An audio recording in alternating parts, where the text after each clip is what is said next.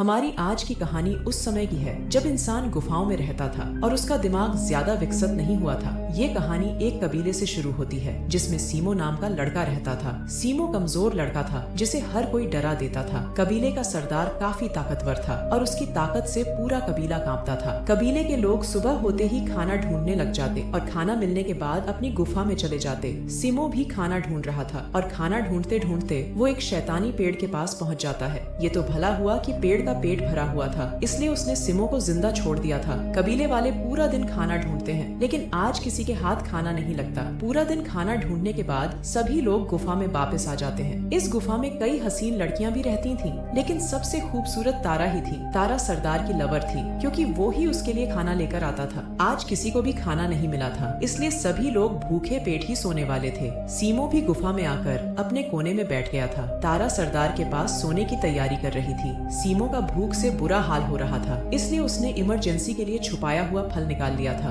वो जैसे ही उसे खाने लगता है तभी उसकी नजर भूखी तारा पर पड़ती है। सीमो तारा को पसंद करता था और वो उसका दिल जीतकर उसकी गुफा में धमाके करना चाहता था, इसलिए वो जल्दी जल्दी तारा के पास जाकर उसे खाने के लिए फल देता है। उसके बाद वो जैसे ही जाता है तो बेवकूफ तारा सरदार को जगाती है और उसे खाने के लिए फल दे देती है। सीमो ने तारा का दिल जीतने की कोशिश की थी, लेकिन उसकी कोशिश कामयाब नहीं हुई थी। अगले दिन कबीले वालों को नए लाल फल दिखते हैं। सरदार के कहने पर सीमो इन फलों को खाने लगा था और मौका देखकर वो कुछ लाल फल छुपा भी लेता है। सरदार देखना चाहता था कि लाल फल जहरीले तो नहीं, इसीलिए वो सीमो पर इनकी टेस्टिंग कर रहा था। लाल फल खाते खाते सीमो बेहोश हो जाता है, यानी ये फल किसी को बेहोश कर सकते थे। कुछ देर बाद सीमो को होश आ गया। होश में आते ही वो पुराने फल को काट कर उसमें लाल फल को डाल देता है। कबीले वालों को आज भी खाना नहीं मिला था, इसलिए सभी पानी पीकर पेट भर रहे थे। सीमो जल्दी जल्दी तारा के पास आकर उसे फल देता है। उसे उम्मीद थी कि तारा ये फल सरदार को देगी और जब सरदार फल खाकर बेहोश हो जाएगा तो वो तारा के साथ मजे करेगा। सीमो की उम्मीद के मुताबिक तारा सरदार को फल दे देती है, मगर इस बार सरदार थोड़ा सा फल खाता है और बाकी तारा को दे देता है। कुछ देर बाद रात हो गई। फल खाकर तारा और सरदार बेहोश पड़े थे। सीमो तारा के पास आकर उसे जगाने की कोशिश करता है। उसे ये नहीं पता था कि सरदार के साथ साथ तारा ने भी फल खाया है। सीमो उसकी गुफा में डंडा डालने की कोशिश भी करता है, लेकिन सफल नहीं हो पाता। थक हार कर वो तारा के पास ही लेट जाता है और लेटते ही उसे नींद आ जाती है। अगले दिन जैसे ही सुबह होती है तो सरदार की नजर सीमो पर पड़ती है। सीमो भी सही समय पर जाग गया था, जबकि सीमो को तारा के पास देखकर सरदार गुस्सा हो गया था। वो उसे पकड़ने की पूरी कोशिश करता है, लेकिन सीमो किसी तरह भाग जाता है।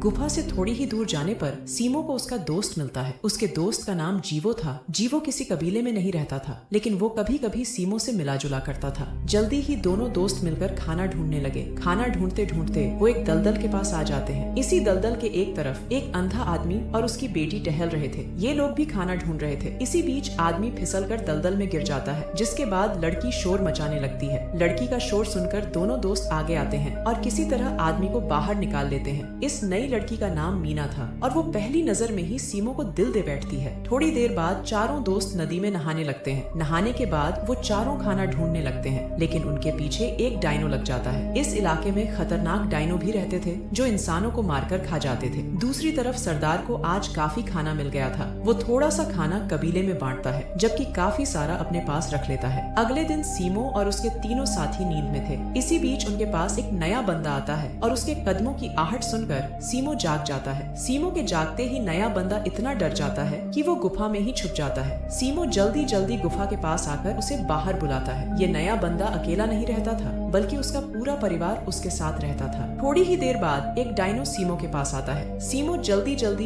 एक कद्दू उठाकर डायनो पर फेंकता है और कद्दू डायनो के सींग में फंस जाता है। कद्दू के कारण डायनो को सही से नहीं दिखता, इसलिए वो घबराकर भाग जाता है और सभी सीमो की तारीफ करने लग जाते हैं। रात होते होते बारिश शुरू हो गई। सीमो और उसकी टीम के पास रहने की कोई जगह नहीं थी, इसलिए बारिश से बचने के लिए वो जगह ढूंढने लगे। जल्दी ही उन्हें एक बड़ा सा पेड़ नजर आता है, जिसके बाद वो सभी उसमें छुप जाते हैं। बारिश लगातार हो रही थी और उसके साथ बिजली भी गरज रही थी। इसी बीच एक पेड़ पर बिजली गिरती है और पेड़ के तने को तोड़कर उसमें आग लगा देती है। सीमो और उसकी टीम ने पहली बार आग देखी थी। सभी लोग आग की गर्मी लेने लगे और आग की गर्माहट उन्हें काफी अच्छी लगती है। इन लोगों को कुछ और भी लोग देख रहे थे। जल्दी ही ये सभी लोग सीमो के पास आते हैं और उसे अपने बारे में बताते हैं। जीवो की तरह इन नए लोगों का भी कोई कबीला नहीं था, लेकिन अब ये लोग सीमो के साथ जुड़ना चाहते थे। सीमो भी सभी का स्वागत करता है और सभी को अपने साथ जोड़ देता है। कुछ ही देर बाद सभी लोग आग के पास बैठकर मांस पकाने लगे। इन लोगों ने आज पहली बार मांस पका कर खाया था, इसलिए सभी को वो बेहद अच्छा लगता है। पका हुआ मांस खाकर ये लोग इतने खुश हो जाते हैं कि खुशी के मारे नाचने लग जाते हैं। अगले दिन सीमो सबसे पहले जागता है, जबकि उसका नया कबीला अभी भी नींद में था। जी हाँ दोस्तों, सीमो के साथ अब कई लोग जुड़ चुके थे, इसलिए उनकी टीम अब कबीले में बदल गई थी। सीमो जैसे ही हल्का होने लगता है, तभी उसकी नजर एक डायनो पर पड़ती है। वो जल्दी जल्दी अपने कबीले वालों को जगाता है, जिसके बाद सभी लोग पेड़ों में छुप जाते हैं। डायनो यहाँ अपनी भूख शांत करने आया था, लेकिन उसे कोई भी इंसान नजर नहीं आता। इसी बीच उसका पैर आग की गर्म राख पर पड़ता है। राख ने उसका पैर जला दिया,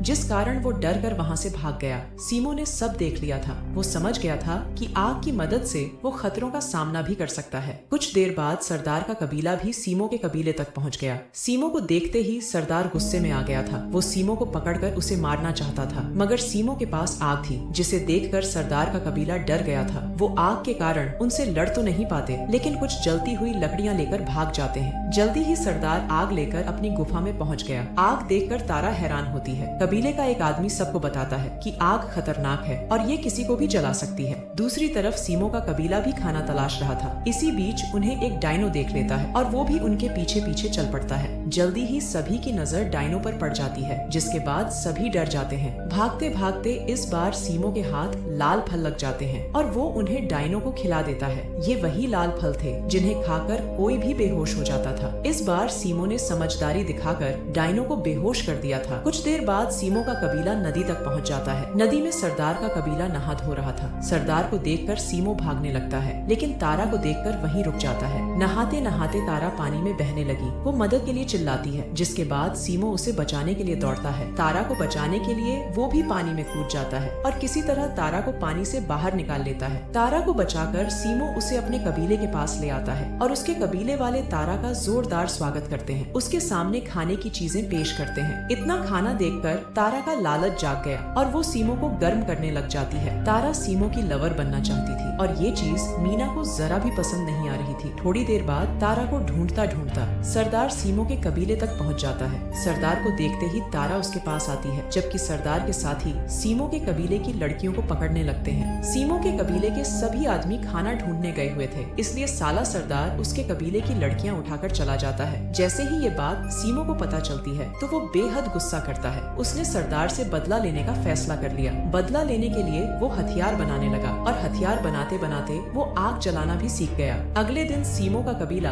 सरदार के कबीले पर हमला बोल देता है। सरदार के कबीले के पास कोई हथियार नहीं था, इसलिए वो ज्यादा देर टिक नहीं पाते और जल्दी ही हार मान लेते हैं। सरदार सीमो का मुकाबला करने की कोशिश करता है, मगर सीमो के हथियारों के आगे वो भी टिक नहीं पाता और वो साला मारा जाता है। कहानी के आखिर में सीमो ने तारा को ठुकरा दिया था और मीना को अपना लिया था। इसी के साथ इस कहानी का यही अंत हो जाता है। हमारी वीडियो देखने के लिए बहुत बहुत धन्यवाद।